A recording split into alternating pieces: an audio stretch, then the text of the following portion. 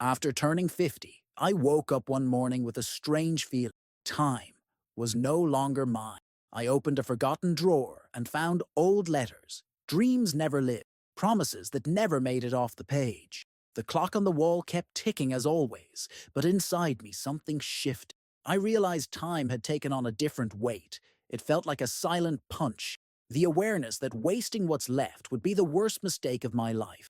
And that's why today, I want to share with you the 5 lessons that can save the years we've still got. This video isn't about fearing death. It's about the courage to actually live. So often, after 50, life gives us quiet signals. A drawer full of forgotten memories, a health scare, or the emptiness of a house that was once full of voices. These moments remind us that time's far too short to waste in a rush or in distraction. The 5 lessons I'm about to share were born out of these exact reminders. The times life shows us we're not here forever, and if you stick with me right through to the end, you'll discover what can't be put off any longer. After 50, time changes texture. It no longer feels like that long road full of detours we had in youth. Now it's shorter and far more precious. It's like a glass of water emptying drop by drop, and with each drop that slips away, a possibility goes with it. A chat that never happened, a bit of care we didn't take, a joy we never lived. For years, I said yes to everything, packed my days with commitments, filled my calendar with obligations that led me nowhere. And what happened? I'd get to the end of the day feeling tired, but not fulfilled. That's when I realized the time I had left had to be spent with intention. Living on autopilot wasn't an option anymore, because when time is finite, every choice becomes a seed, and you're the one who decides whether it will bloom or wither. Too often, we waste years trying to please everyone else and forget to look after ourselves. Have you ever stopped to think where you're planting your time today? Is it falling on fertile soil or being poured out on dry ground? After 50, there's no room to live, as if time's endless. Every hour matters. Every yes you give has to be worth it. And every no you learn to say is an act of protecting the time you've still got. We spend a big part of life treating health like a side note, only remembering we've got a body when it starts shouting. But after 50, that shout grows louder, more frequent, and more serious. The back pain you brushed off, the blood pressure that spikes without warning, the tiredness that no longer lifts after a good night's sleep. All of it's a signal, a sign that time's calling and the debt we've been ignoring. It hit me when a mate my age ended up in hospital unexpectedly. Health isn't guaranteed, and without it, there's no quality time. Dreaming of travel, grandkids, projects, none of it matters if you can't climb a set of stairs without hanging on. The scariest bit? Most losses creep in silently. Not through major tragedies, but through small, repeated neglects. That's why this lesson needs to be urgent. Take care of yourself. Eat better. Sleep better. Move your body. Get your checkups. Say no to what drains you. Health isn't a luxury. It's the foundation. It's what holds up the time you've got left. Because what's the use of having time if you've got no energy to live it? Christian and Flamengo. After 50, many of us face a quiet house. Empty chairs around the dinner table, a phone that rings less than it used to. Loneliness doesn't come with noise. It arrives with... After 50, many of us face a quiet house. Empty chairs around the dinner table, a phone that rings less than it used to. Loneliness doesn't come with noise. It arrives with absences. But loneliness isn't just about being alone. It hurts when it's the result of what we failed to care for.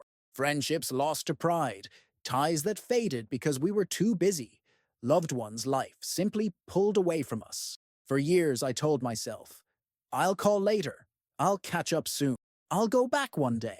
But sometimes later never comes. And suddenly there's no one left to share the little joys with, no one to lean on when the hard days hit. That's why this lesson cuts deep. Bonds need tending. They don't demand much. Sometimes all it takes is a message, a coffee, a genuine ear. Love doesn't need grand gestures. It needs presence. Have you thought about it? Who do you miss today? What old bond could you mend? Which relationship deserves more of you now, before it's too late? Because time may be short, but a single reunion can fill an entire silence. After 50, the world's noise starts to fade, but it's silence that really begins to teach us. When we're young, we run to prove, to win, to please, to collect. But with time, we see that all that rushing kept us from something essential, listening to our own soul. It was in the silence of an ordinary morning that I realized this. Nothing special had happened. Just the sound of the wind, a cooling cup of coffee, and me sitting there, feeling. And in that moment, I understood. Silence isn't empty, it's revelation. It's in silence that we recognize the pain we've been holding. It's there that the real names of what needs healing show up. It's when everything stops that we finally see what's really happening inside us. But most people run from it. They switch on the TV, the radio, the phone, anything not to hear what silence has to say. But ignoring isn't the same as healing. After 50, rushing only gets in the way. Stopping, on the other hand, can be the beginning of clarity. So this lesson is an invitation. Stop, listen, let silence show you where your peace is and where you lost it. Because sometimes all that's missing to rediscover purpose is a bit more silence and a lot less noise. One of the cruelest lies we're told, and sometimes repeat to ourselves, is the idea that it's too late now. But what I've learnt after 50 is the exact opposite. It's never too late, as long as the restart comes from the right place. Starting again doesn't mean starting from scratch. It means carrying on with more awareness, more lightness, and less fear of what people think. We've lived too much to give in to the idea that it's over. I met a woman who, at 62, began painting. She said she'd spent her whole life looking after others. Kids, husband, house, but forgot to look after her own soul. Now she paints flowers she never had the chance to pick, and she swears she's never felt more alive. A new beginning doesn't have to be grand. It can be a hobby, a new routine, a different way of looking in the mirror. It can be forgiving, moving towns, going back to study, or simply stopping the self-punishment.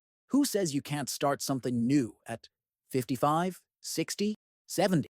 Age may limit the body, but it doesn't limit the will. Time might feel short, but it's never too little for what's real, because the secret isn't having heaps of time. It's having the right purpose for the time you've still got. You've made it this far. You've listened to each of these 5 lessons. And maybe now you're feeling what I felt when I first lived them. A tightness in the chest, but also a clarity that wasn't there before.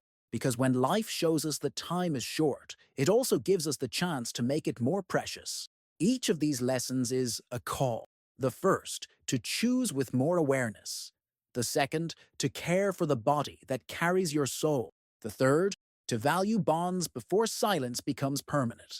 The fourth, to find in silence what noise has hidden for years. And the fifth, the most freeing of all, to remember that as long as you're here, you can still begin again. It's not about living in fear of the end. It's about living with the courage to start what really matters. The biggest trap after 50 is thinking you're out of time. But what if? What if right now is the exact moment to change what needs changing? What if it's now that you discover what truly makes you well?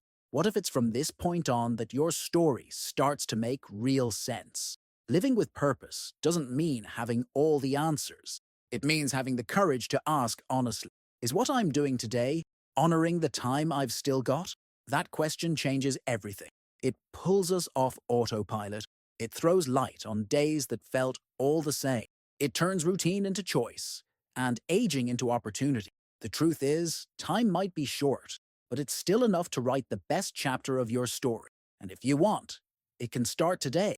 Christian and Flamengo. Now tell me, which of these 5 lessons have you already learnt the hard way? And which one do you still need to put into practice? Drop it in the comments. Your story might be exactly what someone else needs to read to begin again. And if this message has touched your heart, hit now tell me, Which of these 5 lessons have you already learnt the hard way? And which one do you still need to put into practice? Drop it in the comments. Your story might be exactly what someone else needs to read to begin again. And if this message has touched your heart, hit subscribe. Here, every day, we remind each other that after 50, life's not over. It's just asking for more truth, more calm, more purpose. Share this video with someone who might be feeling lost in time, someone who needs reminding that it's still possible to live what matters.